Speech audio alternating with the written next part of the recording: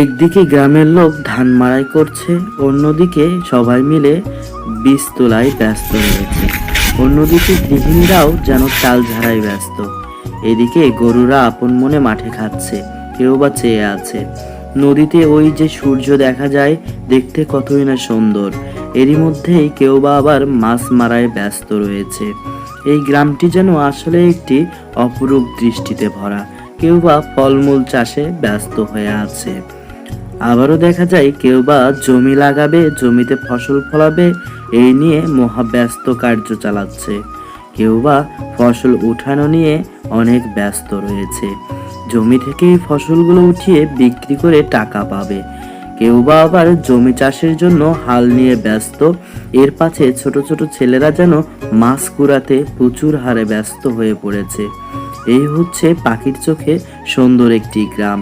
আসুন আপনাদের এবার বিস্তারিত জানাই এই গ্রামে সবকিছু বিষয়গুলো। দেখতে পাচ্ছেন এখানে নারীরা পুরুষের পাশাপাশি কিন্তু গ্রামে মাঠেরও হাল ধরে থাকে, এভাবেই তারা সাহায্য করে। পুরুষরা যেন খুব কামে ব্যস্ত হয়ে পড়েছে। ফসল উঠানো, মাঠ জুড়ে ধান খেতে ফসল তোলা। এদিকে বাড়ির উঠানগুলো যেন মুগরি, দেশি মুগরি যেগুলো পাড়ার বৌঝিরা পালন করে থাকে, এগুলো যেন পাখপাখালির মতো ঘুরে বেড়াচ্ছে।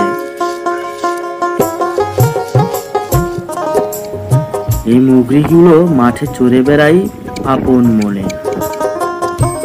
আর বাড়ির যারা মহিলারা রয়েছে তারাও কিন্তু রয়েছে খুব ব্যস্ত রান্না বান্না করার জন্য। কেউ বা চাল ঝাড়ছে, কেউ বা ধান ঝাড়ছে, আর উঠানে এই মুগরিগুলো সেগুলো অবশিষ্ট অংশ কুড়িয়ে খাচ্ছে।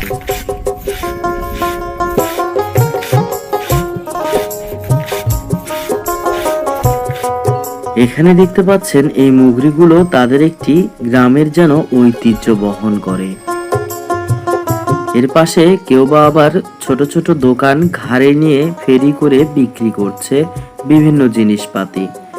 এখানে অবসর সময়ে যেন বিভিন্ন আড্ডায় মেতে উঠেছে গ্রামের লোকজন। এ যেন গ্রামের এক অনন্য চিত্র। ছোটবেলায় এরকম গ্রামে যারা বসবাস করেছেন দেখেছেন, যখন আমরা জমি চাষ করে থাকি তখন কিন্তু এই জমির পিছনে বা চাষ করার পিছনে অনেক বর্ষাকালে এই মাছগুলো কেটে কেটে যায়, সেগুলো আমরা কুড়িয়ে নিতে পারি। আর এই যে আনন্দের কথাগুলো, সবাই যেন দল বেঁধে ভ্যানকে ঠেলা দিচ্ছে। এখানে কেউ আবার ডিজিটালের ছোঁয়া পেয়েছে। এখানে পাওয়ার টিলার বা গরুর গাড়ি নয়, ট্রাক্টর দিয়ে জমি চাষ হচ্ছে। জমি চাষের পরে ধান রোপণ করতে হবে। চাচা মশাই ধান বীজ তোলায় ব্যস্ত হয়ে পড়েছে। জমিগুলো মনে হয় একেবারে পানিতে টইটুম্বুর হয়ে আছে। এখন এগুলোতে ধান বীজ রোপণের পালা। কেউ বা আবার আগে আগে ধান বীজ রোপণ করা দেখে তার জমিগুলো এখনো হাল চাষই করা হয়নি, পিছিয়ে পড়েছে, তার প্রস্তুতি নিচ্ছে। আর এখানে অবসর সময়গুলোতে গ্রামের লোকজন সবাই একত্রিত হয়ে যেন গল্পে মেতে উঠেছে। শুধু তাই নয়, গরুগুলোও যেন মাঠে আপন মনে নিজ দায়িত্বে খাবার খেয়ে যাচ্ছে।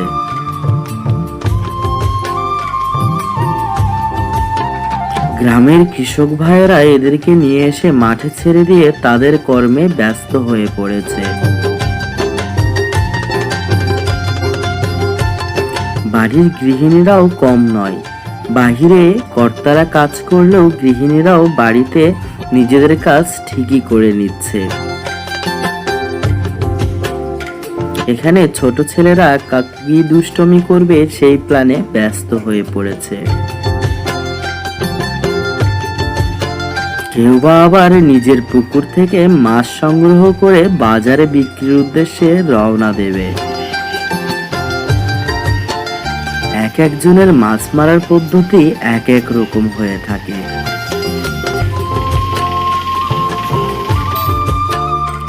গৃহিণীগুলো যেন ধান ঝাড়াইয়ে ব্যস্ত হয়ে পড়েছে। এই যে গ্রামের ভিতরে মেঠো পথের মতন ছোট্ট একটি নদ চলে গেছে, এই নদের দুই পাশে যেন সবাই মাছ মারার এক উৎসবে মেতে উঠেছে।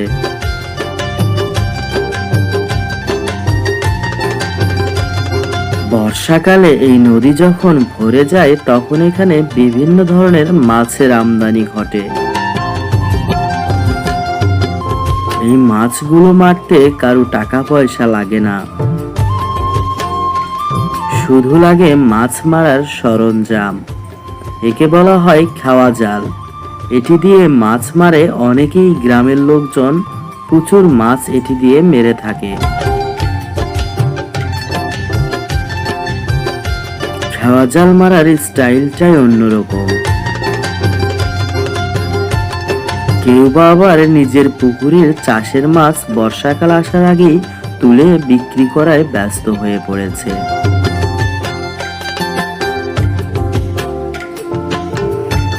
কেউ বা প্রাকৃতিক যে বৃষ্টি হয়, এই বৃষ্টির পরে নদীগুলো ভরে গেলে এভাবেই জাল দিয়ে মাছ মারায় ব্যস্ত।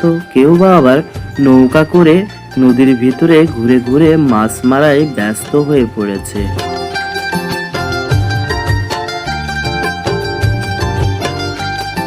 নদীর ভিতরে নৌকা দিয়ে মাছ মারছে, আবার দেখুন যার ভিতরে যাওয়ার সামর্থ্য নাই সে যেন নদীর পাড়ে থেকেই বসি দিয়ে মাছ মারছে। অন্যদিকে এখন ফুলের সিজন চলছে। গ্রামে অনেক ভাইরাই এই ফুল চাষ করে থাকে। সুন্দর সুন্দর বিভিন্ন রকমের ফুলগুলো তারা মনের আনন্দে উঠাচ্ছে।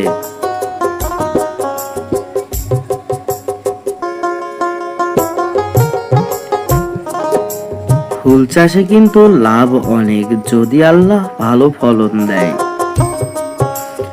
গ্রামের লোকজন অনেকেই এই ফুল চাষ করে শহরে চড়া দামে বিক্রি করে থাকে। দেখুন ফলমূলের গাছ যেন ভরে উঠেছে ফলে ফলে। কাঁচা কলা যেন পেকে গেলেই কৃষকদের হাতে চলে আসবে গরম টাকা।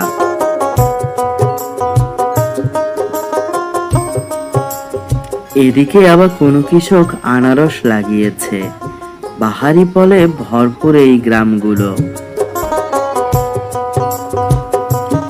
এখানে কোনো কৃষক দেখতে পাচ্ছেন জমিতে বালাইনাশক ছিটাচ্ছে। জমির ফসল রক্ষা করার জন্য আপ্রাণ চেষ্টা করে যাচ্ছে।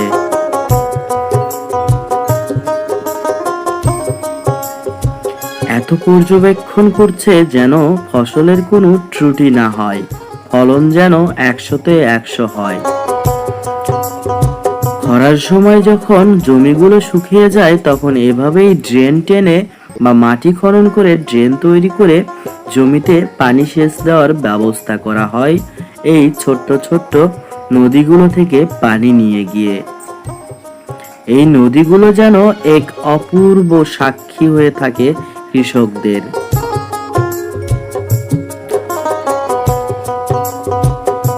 এই নদীগুলো মাছ মারাতেও যেমন ব্যস্ত, জমি সেচেও তেমনই ব্যস্ত। ফসল যখন পেকে যায় তখন এভাবেই ধান কাটার উৎসবে মেতে ওঠে। নদী থেকে পানি নিয়ে যাওয়ার জন্য সুন্দর একটি ড্রেন করা হচ্ছে। কেউ বা আবার মনের আনন্দে ফসলগুলো উঠিয়ে জাত যত্ন করে সেগুলো প্যাকেটিং তো এখানে হয় না, এখানে সুন্দরভাবে বস্তাবন্দি অথবা আটি বাঁধা হচ্ছে। এগুলো একটু পরে চলে যাবে বিভিন্ন মার্কেটে।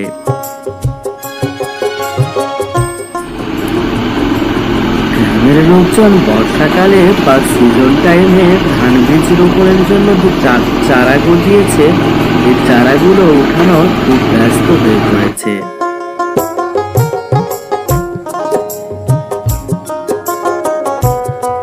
এই চারাগুলো তারা এক জমিতে রোপণ করা থাকে, সেখান থেকে উঠিয়ে মূল জমিতে নিয়ে রোপণ করবে গুচ্ছ গুচ্ছ করে।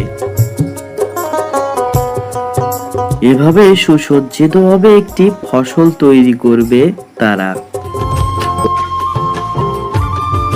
এই ফসল ফলানোর পিছনে রয়েছে নানান পরিশ্রম, নানান ঘামের ফোঁটায় ফোঁটায় পানি এবং নানান কষ্ট, নানান সুখ, নানান বেদনায় জর্জরিত।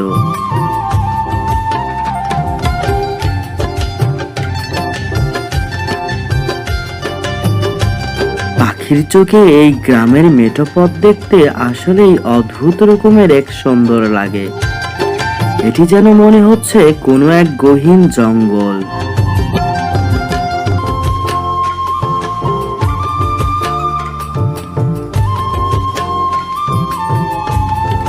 এখানে যাদের সামর্থ্য নেই বা যাদের রাস্তা খারাপ, জমি থেকে বাড়ি আসার পথ, তারা এভাবেই আঁটি বেঁধে ফসলটি মাথায় নিয়ে চলে আসে বাড়িতে।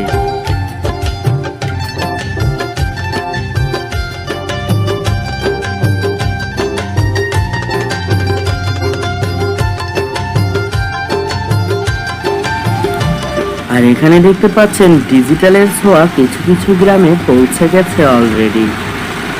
এখানে হাতের স্পর্শ ছাড়াই ধান যেন অলরেডি অটোমেটিক ভাবে বস্তাবন্দি হচ্ছে।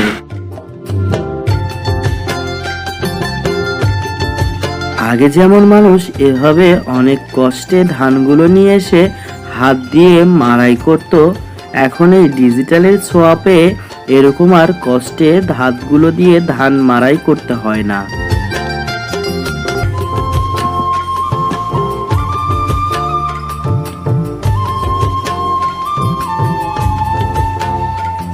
কষ্ট কারে বলে গ্রামে গেলে দেখতে পারবেন। এখানে অতি যত্নে কৃষক ভাইয়েরা ফসল তুলছে, যেন একটা ফসলও নষ্ট না হয় বা অপরিপক্ক ফসল যেন ভুলক্রমে উঠে না আসে।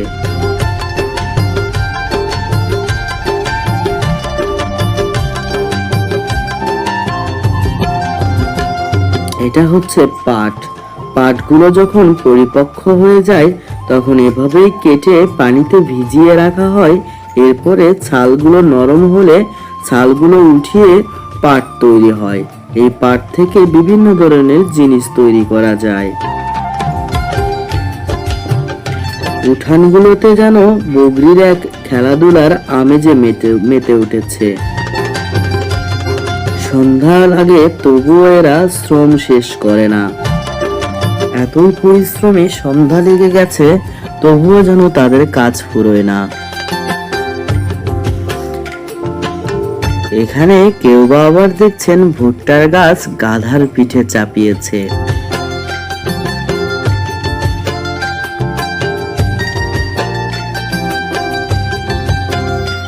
পাখির চোখে এই গ্রামগুলো দেখতে আসলেই অপরূপ সুন্দর লাগে।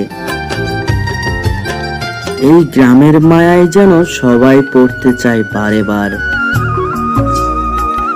শহরের কংক্রিটের যে দালান কোঠা রয়েছে সেগুলোর থেকে এই গ্রামটা অনেক সুখের ও শান্তির। কিছু হোক আর না হোক বুক ভরে নিঃশ্বাস নেওয়া যায়। এখানে বাজারে এগুলো ব্যাপারীরা আবার নতুন করে বাছাই করায় ব্যস্ত হয়ে পড়েছে। ভালো ফসল আলাদা, ছোট ফসল আলাদা, বড় ফসল আলাদা, খারাপ ফসলগুলো আলাদা করছে। গ্রামে যেমন গরু রয়েছে, তেমন অনেক গ্রামে এভাবে মহিষ দল বেঁধে মাঠে খেতে যায়।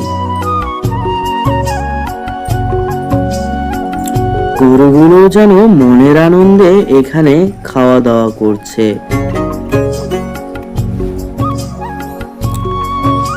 বিভিন্ন ধরনের ফলমূল এই গ্রামে যেন অনন্য এক উপহার।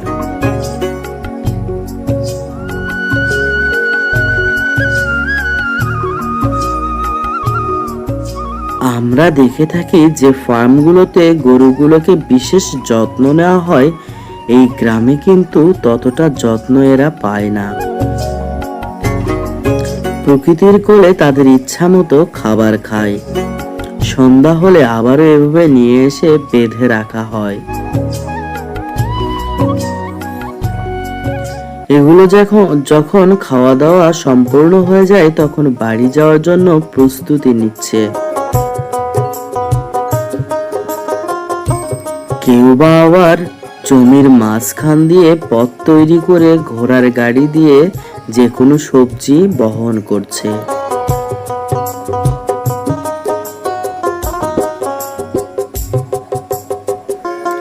সুন্দর করে সবজি বা ফসলগুলো লাগানো গ্রামের যেন এক শিল্পকলা। এই স্মৃতিময় গ্রামগুলো সবারই স্মৃতিতে রয়েছে, একটুও কম বেশি হলেও হতে পারে।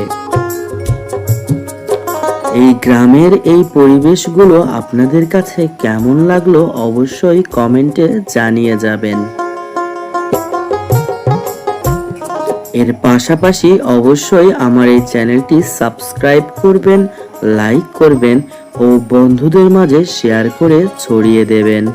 আবারও দেখা হবে নতুন কোনো পর্বে, নতুন কোনো ভিডিও নিয়ে।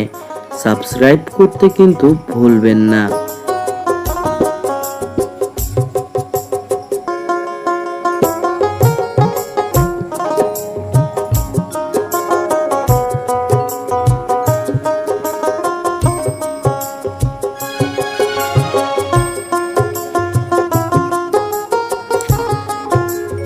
গ্রামের এই সূর্য উদয় দেখতে দেখতে চলুন আজকের এই ভিডিও আমরা শেষ করে ফেলি।